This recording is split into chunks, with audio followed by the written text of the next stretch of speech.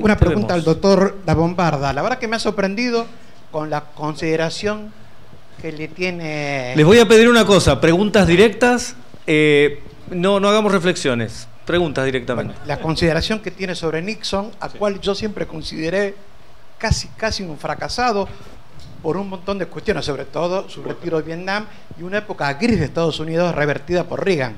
Si bien fue genial su reconocimiento tácito de China, porque hasta ese momento reconocían a China nacionalista como... Pero me gustaría que me dé un ejemplo más para que me convenza. Bueno, usted, le agradezco. Usted mencionó también Vietnam, que era el gran problema que tenía Estados Unidos en ese momento. También la visión de Nixon en esto fue interesante. Él se da cuenta que hay que salir de la guerra de Vietnam, que era una guerra que no tenía sentido, pero tenían 50.000 muertos los norteamericanos. Él no podía decirle a las madres de esos 50.000 hombres muertos, sin hablar de los miles y miles de discapacitados que habían quedado. La guerra fue un error de Kennedy, fue un error de Johnson. Tenía que salir con dignidad de la guerra. Y apenas sube, él propone el acuerdo a Vietnam del Norte, pero Vietnam del Norte no lo acepta.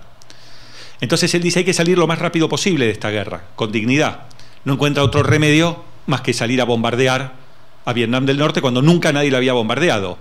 Porque Estados Unidos, desde Eisenhower, se había autoimpuesto un límite que era no bombardear Vietnam del Norte. Lo bombardea y lo obliga a sentarse en París a negociar. Negocia y se retira. Después cae Vietnam del Sur, ¿sabemos? Sí. Y hoy en día es todo comunista. Pero, fíjese, a largo plazo le permitió a él salir con un costo muy alto en política interna, y hoy en día Vietnam es un aliado de Estados Unidos contra China. Creo que ahí hay un ejemplo entonces de que pudo salir. De todos modos, para mí, el segundo gran líder norteamericano es Ronald Reagan, con la iniciativa de defensa estratégica, que fue para mí uno de los grandes blef de la historia.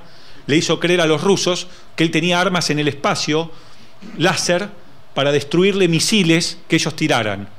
Los metió en una carrera armamentística multimillonaria que las arcas soviéticas no pudieron soportar y terminó, como todos sabemos, con la disolución. Creo que Estados Unidos tiene una cuna de líderes y no es casualidad que estén hace 70 años liderando el mundo. Muchas gracias. ¿Otra pregunta? Aprovecho la voz de Angar, digamos, que me bendigan en algunos momentos para poder hacer una pregunta como hombre de educación o responsable de educación, la necesidad de articular las posibilidades de cómo enseñar tanto a Nicolás como al doctor Molteni. El tema de transmitir el conocimiento, las claves que ustedes interpretan para transmitir ese conocimiento que va desde la filosofía antigua y la historia y transformarla en nuestra gente en los valores que son necesarios por nuestra propia profesión, digamos, lo inherente a la cuestión de la profesión militar. Cualquiera de los dos. Arranco breve. Agradecido, Comodoro, por la pregunta. Y me permite llevarlos a una reflexión interesante, ¿no? Con el doctor conversábamos previamente, me decía Pablo, muchos griegos estamos trayendo a colación. Si hubiésemos tenido que poner un ejemplo romano, ¿a quién pondríamos? Y ahí discutíamos, si era Escipión, y ahí nos entreteníamos un poco conversando. En el mundo antiguo, la ejemplaridad eran elementos de proyección. Esos elementos valorativos eran apreciados y calificados.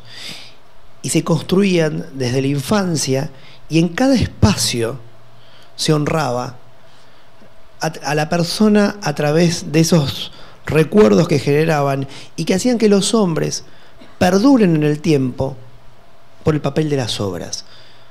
Los griegos, desde una construcción filosófica, creaban identidades que rompían las barreras del tiempo. Los romanos lo hacían desde una cuestión pragmática. Pero en ambos casos, el doctor La Bombarda lo mostraba y Nicolás acompañaba en la exposición, hay elementos de continuidad.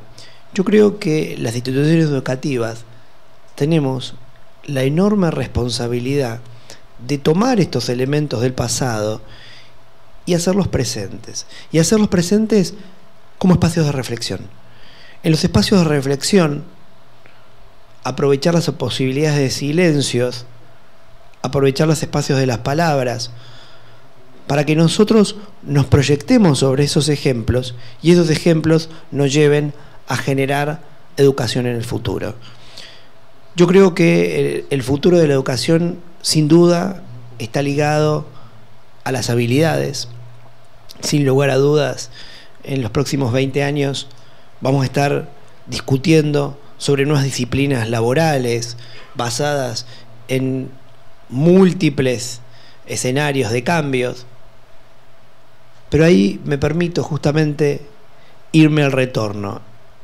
El pasado le da elementos al presente para poder dialogar sobre el futuro.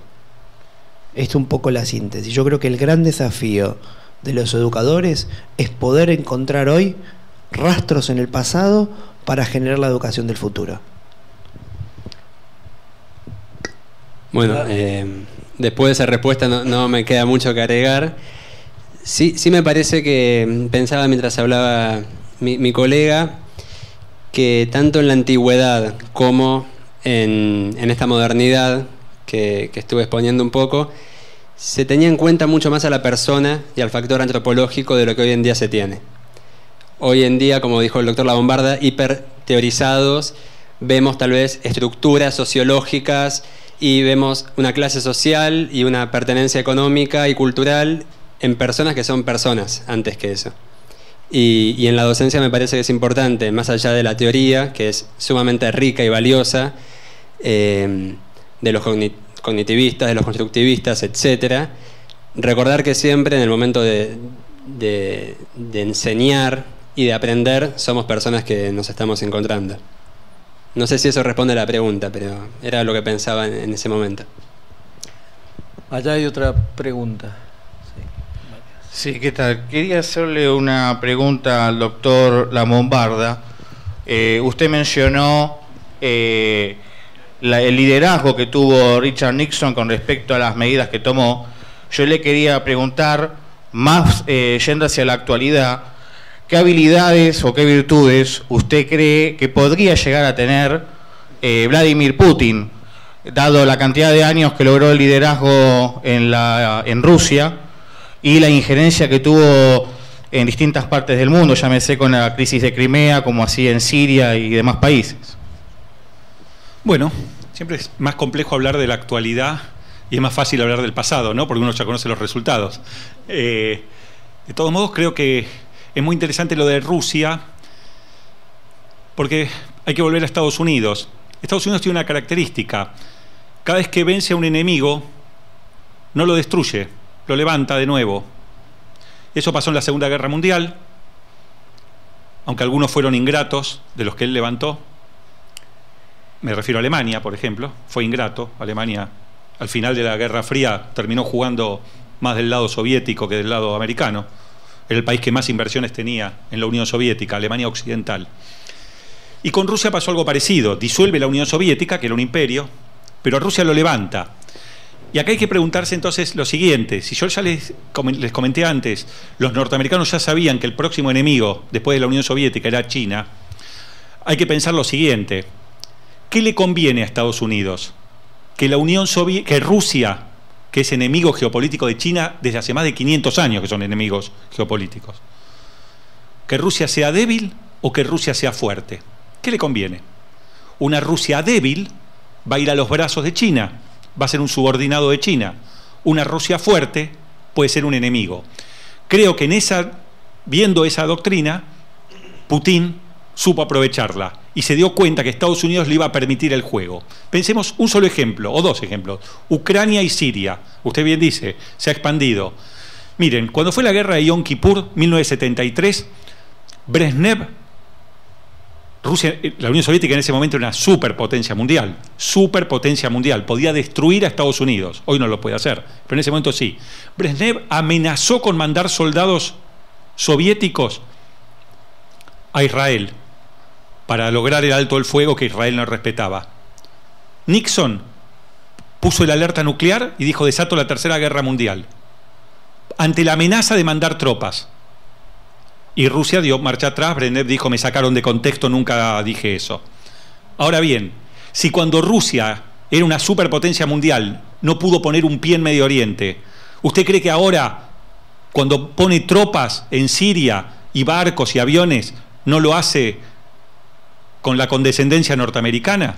De hecho, han firmado protocolos de seguridad aérea entre Estados Unidos y Rusia para que sus aviones no interfieran en la misma zona.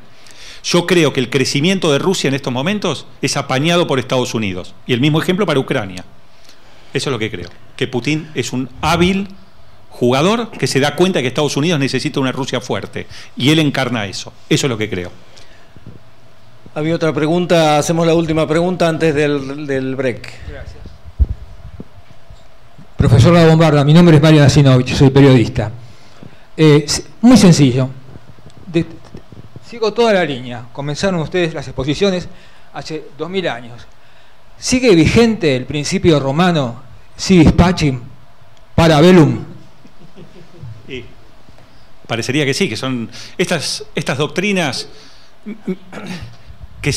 todas estas doctrinas griegas y romanas se fundan en la naturaleza del hombre, y la naturaleza del hombre no cambia con la modernidad. El invento de la licuadora, no sé, o el secador de pelo no modifica la naturaleza humana, por eso son clásicos.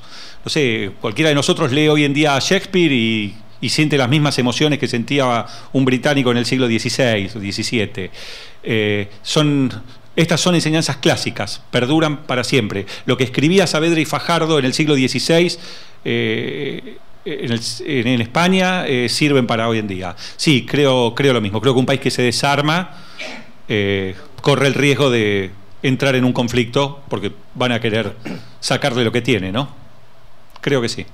Creo que se mantiene. Bueno, muchas gracias por todo lo que han volcado en esta primera etapa de las jornadas.